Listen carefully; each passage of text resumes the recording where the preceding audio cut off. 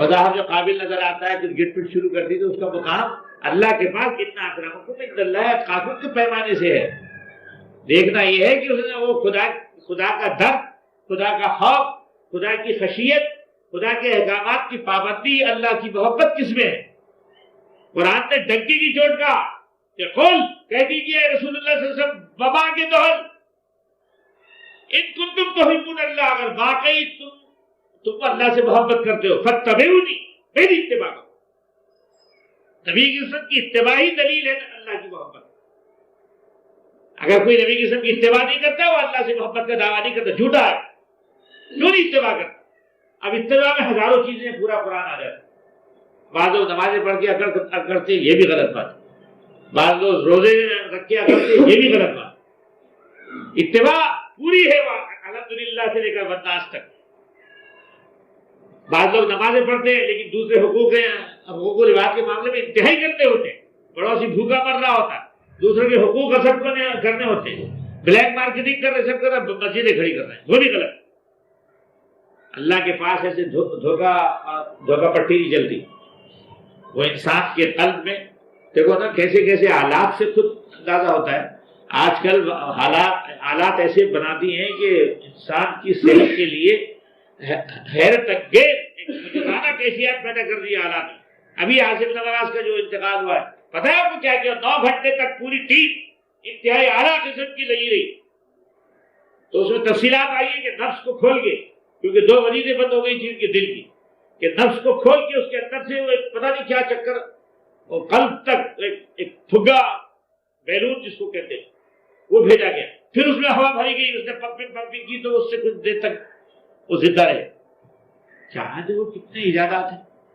وہ نفس میں سے غبارہ جانا، بیلون جانا، پھر جا کے وہ قلب کے مقام پر اس کو کھولا جانا اور اس نے پھر پمپنگ کرنا، اس سے 2 وریدیں کھل گئی، اتنا تو فائدہ ہوا.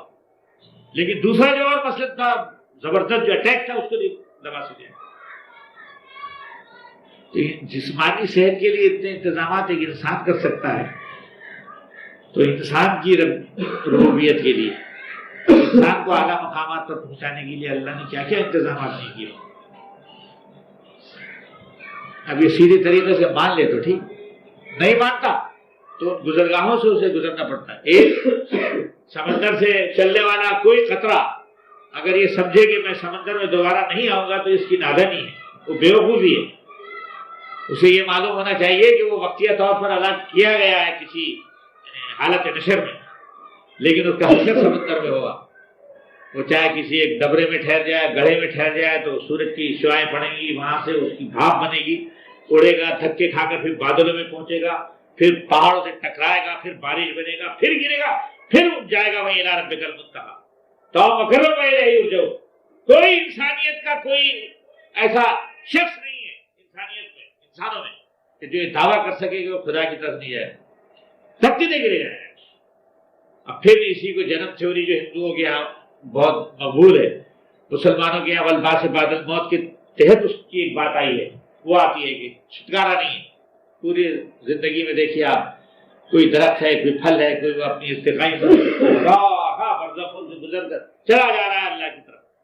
انسانوں میں آتا ہے تو مقام بڑا پاتا ہے، انسان بنتا ہے، اس سے بااخلاق انسان میں آتا ہے تو بااخلاق انسان بنتا ہے، باخدا انسان میں آتا ہے تو باخدا انسان بنتا ہے.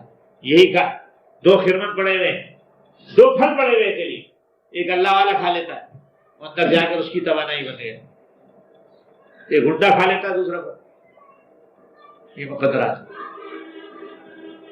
پھر چکر چل، پھر ایک برزخ میں رات دن ہزار ہر کیفیت ایسے انسان دیکھ رہا ہے، اپنے جسم کے اندر دیکھ رہا ہے. ایک لقمہ کھاتا ہے بازار، اس کی شکل دیکھو کیسی، حالانکہ اس کی اور ہزار شکلیں ادھر سے بنتی ہوئی آ رہی ہیں. کبھی بیج تھا، کبھی کچھ ہوا، کبھی کچھ ہوا، پھر آٹا بنا، آٹا بن کے وہ گھر میں پکا، روٹی بن گئی، اب لقمہ بن کے تشریف لایا. اب لقمہ بن کے جیسے حلق کے نیچے اترا تو اس کی پھر جوت بدلتے چلے گئے، توانائی الگ ہو گئی، گو گوبر الگ ہو گیا. اللہ سورہ نحل میں فرماتا ہے کہ کیا تم نے نہیں دیکھا کہ انسان یہ جانور وہ کھاتے ہیں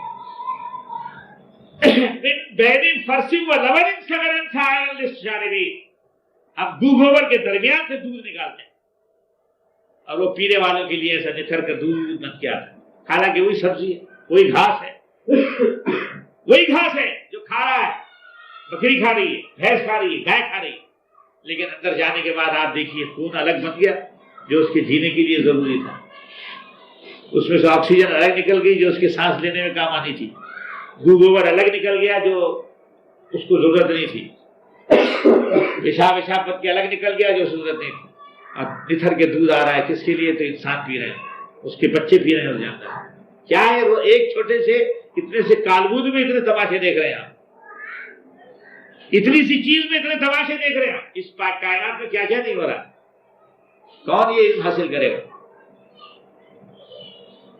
کس کو اس کا علم حاصل ہو؟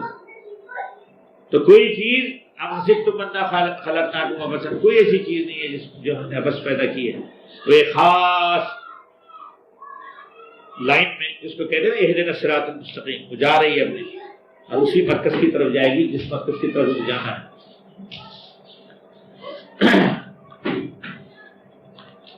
لقد ارسلنا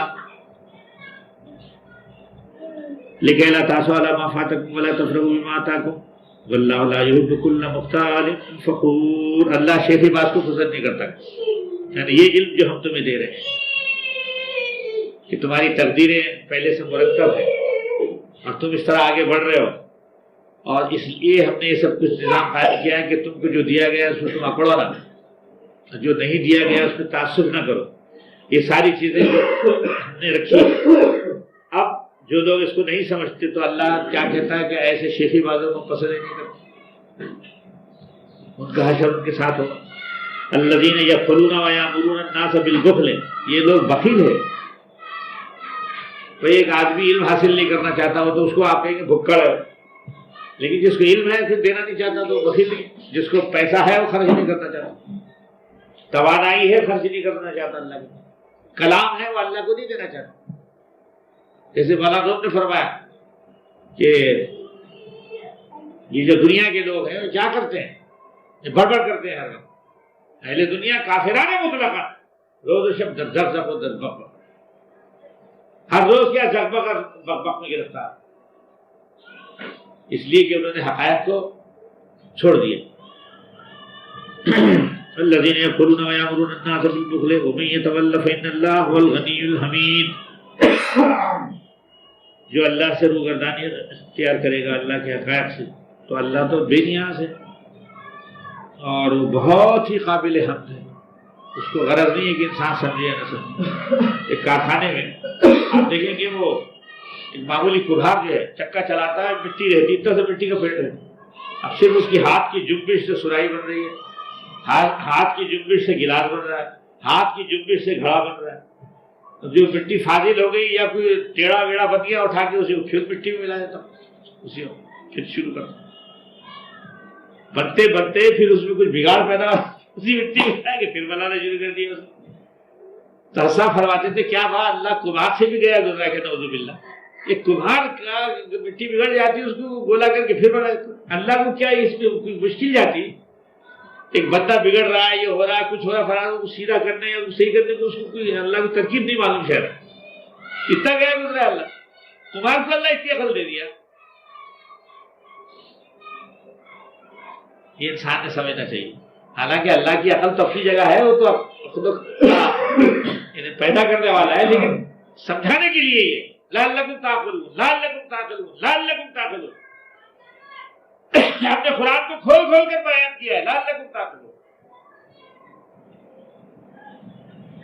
مگر نہیں سمجھنا۔ اندر قرآن کیا ہے؟ صرف آپ کی اپنی نفسیات کا علم ہے، اندر بیٹھا ہے قرآن، اس کو اجاگر، جیسے ایک انسان کے اندر ڈاکٹر بیٹھا ہے لیکن جب جاتا ہے وہ منزلوں سے گزرتا ہے تو ڈگری لے کے آتا ہے، انسان کے اندر انجینئر بیٹھا ہے، انسان کے اندر سب کچھ ہے، گڈا بھی بیٹھا ہے، اللہ للہیت بھی، اللہ والا بھی بیٹھا ہے۔ جس طرح البتہ ایک انسان یعنی جو اس پر گورن کرنا ہے، جو اس کی ایگو جس کو کہتے ہیں، اس کا اپنا نفس جو ہے وہ کنٹرول کر سکتا ہے، اما شاکرا اما کفورا، کہ وہ اس کو اس طرف لے جائے، اپنے آپ کو مطلب ہکالنا ہے، اپنے آپ کو ڈھکیلنا ہے ادھر، اپنے آپ کو ادھر لے جانا ہے، یہ اختیار اللہ نے البتہ انسان کو دیا ہے، عام جانداروں میں نہیں۔ ان کی تقدیریں اگر کوئی بدل سکتا ہے یا ان کا وہ تغیر ان میں کوئی لا سکتا ہے تو انسان کا ہاتھ تو ہے، لیکن وہ اسکت بیچارے کچھ نہیں کر سکتے، وہ انسان کے غلامی میں آ کے کرتے ہیں۔ اسی طرح ایک انسان اگر یہ چاہے کہ اسکت کچھ کر لے تو اس کو یہ اختیار تو ہے، لیکن ہدایت کا جہاں تک سامان ہے وہ انبیاء سے مختص ہے، اولیاء اللہ سے مختص ہے۔ یہ کام اس نے اپنے ذمہ لیا ہے، دوسروں پہ نہیں چھوڑا۔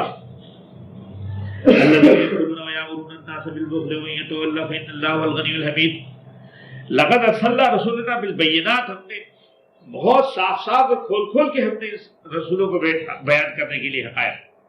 وانزلنا معہم الکتاب، اور ہم نے ان کے ساتھ باقاعدہ کتابیں نازل کی ہیں۔ والمیزان، اور ایک توازن رکھا ہے اس میں، یعنی اس کتاب یا اس شریعت کے نفاذ کے لیے ہم نے ایک توازن پیدا کیا، علمی حیثیت سے بھی، عقلی حیثیت سے بھی، انقلاب کی حیثیت سے بھی۔ اگر فرعون نہ ڈوبتا تو بنی اسرائیل کے لیے بڑی مصیبتیں ہوتی۔ اس توازن کو برقرار رکھنے کے لیے جو اللہ نافذ کرنا چاہتا تھا، بنی اسرائیل کو آزاد کرانا چاہتا تھا، جو اللہ کے اس وقت کے ارادے تھے، فرعون کا ڈوبنا ضروری تھا۔ اس توازن کو ہم نے برقرار رکھا، میں لاؤ لشکر کے اس کو ڈبو دیا۔ پھر آنے والی نسلوں کے لیے ہم نے ایسی گنجائش چھوڑی کہ اس نے توبہ دل کی، آمنت برب ہارون و موسیٰ، کہا ڈوبتے ہو تو اس کی لاش کو ہم نے محفوظ کیا، وعدہ کیا تو ہم نے احرام مصر میں لے جا کے اس کو رکھ دیا تاکہ آنے والی نسلیں اس سے فائدہ اٹھائیں۔ رامیز دا سیکنڈ، اتنا خوبصورت انسان، اس کی ممی کی ایک دفعہ تصویر آئی تھی جنگ، بڑا خوبصورت انسان، لیکن نئی بات سمجھ میں، حضرت بلال ایک کالے کلر تھے، ان کو سمجھ میں آ گئی، فرعون کو نہیں، رامیز دا سیکنڈ۔ موسیٰ علیہ السلام کی بات سمجھ نہیں، حالانکہ انہیں کے دربار کا پلا ہوا شہزادہ تھا، یہ دور کا نہیں تھا، سارے ان کے جو ادائیں تھی سامنے تھی فرعون۔ یہ تو یہ بودھ ہوتا ہے، کتنا بودھ ہوتا ہے، کتنی دوری ہوتی ہے انسانوں میں۔ ایک آدمی آ جاتا ہے، ابوبکر صدیق رضی اللہ تعالیٰ عنہ آ گئے، یہ دو عمر تھے نا، عمر بن الخطاب اور ابو جہل کا نام بھی عمر تھا، دو عمروں میں سے اللہ مجھے ایک عمر دے دے۔ ایک عمر کے سمجھ میں آ گئی ابن الخطاب کے، عمر ابن الخطاب کے، دوسرے خلیفہ ثانی بھی بنتے ہیں، جن کے گویا روب سے شیطان 40 کوس بھاگتا ہے، حضور فرماتے حضرت عمر کی۔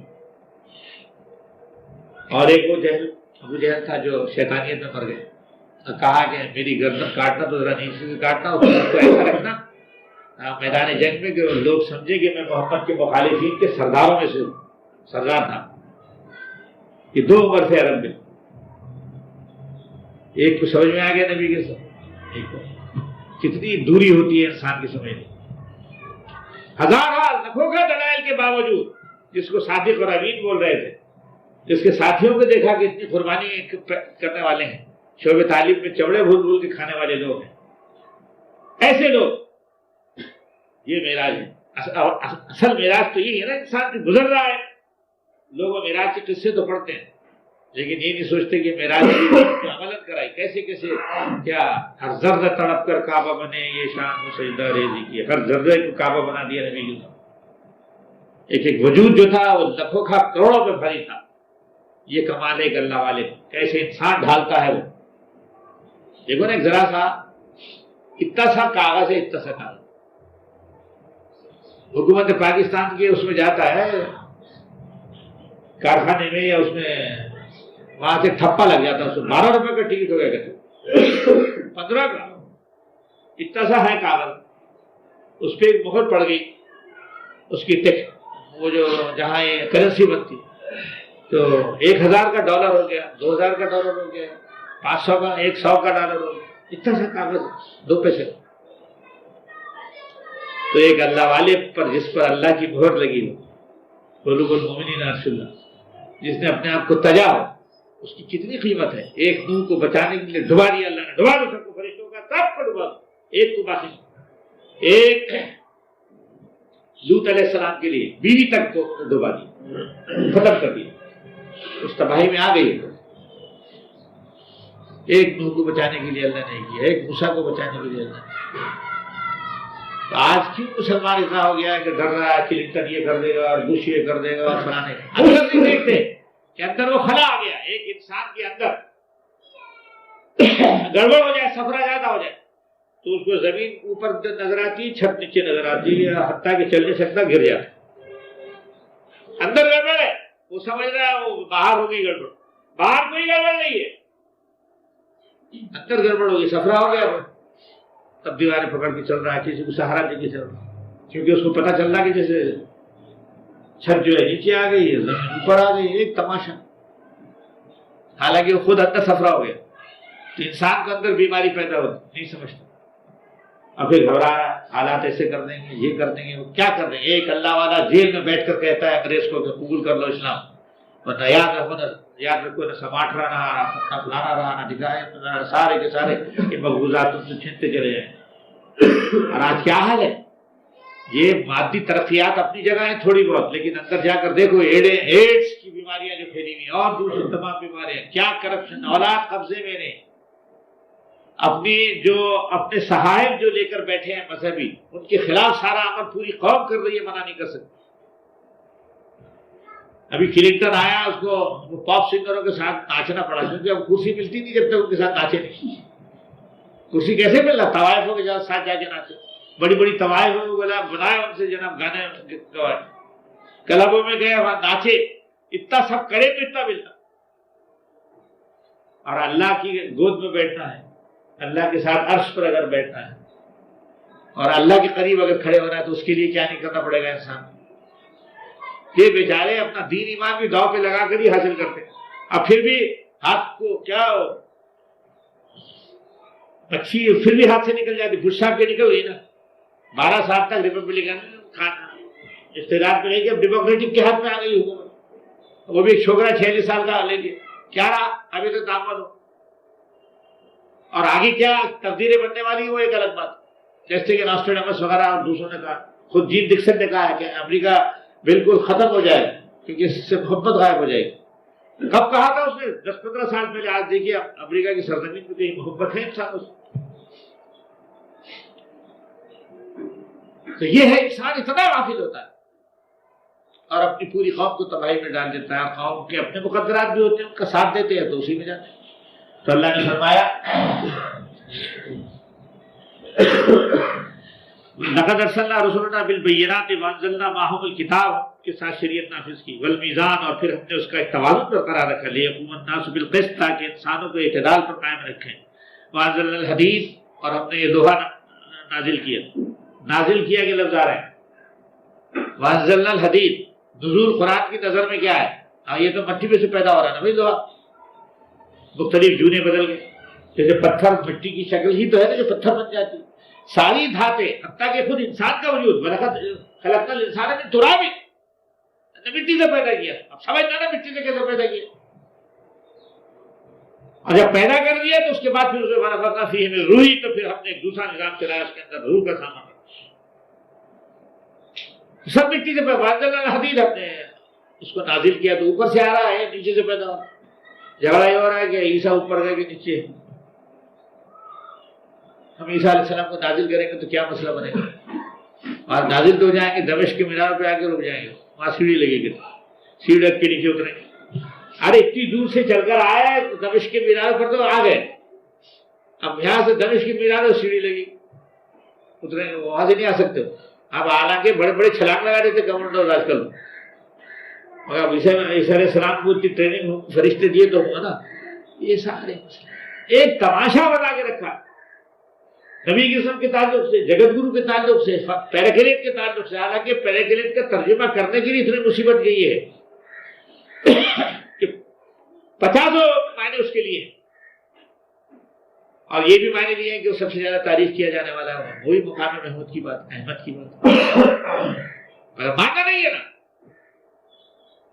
ماننا نہیں ہے، وہ تم کو ایسے جانتے ہیں جیسے اپنے بیٹوں کو جانتے، کما یعرفون ابناءہم، کہا قرآن، یہ بدماشی کرتے ہیں اگر نہیں مانتے آپ کو، تو یہ ایسے جانتے ہیں آپ کو کما یعرفون ابناءہم، جیسے اپنے بیٹوں کو جانتے ہیں، مگر نہیں مانتے۔ آج قاضی حسین احمد صاحب فرماتے ہیں، ذرا سن لیجیے، پہلے تو اس کا سیاق سباق دیکھ لیے، اس پر ختم ہو رہا ہے، وہ بھی ختم، سیاق سباق ہے حکومت کے سامنے بل آ گیا فرقہ بندی کا خلاف بل، جو جماعتیں جو فرقہ بندی کے نام سے کام کریں بات کرو، جیسے انڈیا نے جماعت اسلامی کو ان کو راجے سے وغیرہ 2-4 جماعتوں کو کر دیا نا ختم۔ یہ اور بات ہے کہ اس کی نیت خراب، نیتیں تو ان کی بھی کوئی اچھی نہیں ہے، اور بہرحال انہوں نے کیا کہا؟ قاضی حسین صاحب نے آج بیان آیا، پڑھ اسلام کو ساری دنیا پہ غالب کرنا ہے، ہمیں ایسے مبلغین کی ضرورت ہے جو بالکل فرقہ بندیوں سے پاک ہوں، مسلمانوں میں کوئی تفریق نہیں کرتے. وہ پورا ایسا معلوم ہو رہا ہے جیسے دیندار جنوں کو کوئی آدمی بول رہا. ارے بھائی اتنے دنوں سے کون منع کرا تھا آپ کو فرقہ بندی لگو کرو؟ کوئی بولا تھا کہ کرو؟ قرآن بولا تھا؟ کون بولا تھا؟ اور ایک جماعت مسلسل کام کر رہی تھی کہ کبھی کسی نے اس نے اپنی جماعت اپنے ہاتھ سے یا قول سے کبھی کسی مسلمان کو کافر نہیں کہا. اب یہ سیرا بھی آپ اپنے سر باندھنے چاہتے ہیں، باندھیں آپ، مگر کیا قوم آپ کا ساتھ دے گی؟ حالات ساتھ دیں گے؟ فرشتے ساتھ دیں گے؟ یہ سارے مسئلے تو بات کے، کیونکہ ایک بات جو انسان منہ سے نکالتا ہے نا وہ اتنا وزن رکھتی ہے اپنے اندر. میں نے آپ کو مثال دی تھی نا کہ ایک لڑکا پنڈال میں بیٹھ کے کہتا ہے قبول ہے قبول ہے قبول ہے، تو اس قبول ہے کے پیچھے کتنے مسئلے ہیں؟ اس کے نان نسلے کا انتظام ہے، اس کی اولاد کی پرورش کا انتظام ہے، اس کی تعلیم و تربیت کا انتظام ہے، حتیٰ کہ مرے گا تو جائیداد چھوڑ کے جانے کا انتظام ہے. یہ ہے قبول ہے قبول ہے. تو لا الہ الا اللہ محمد رسول اللہ سے تفریح ہے،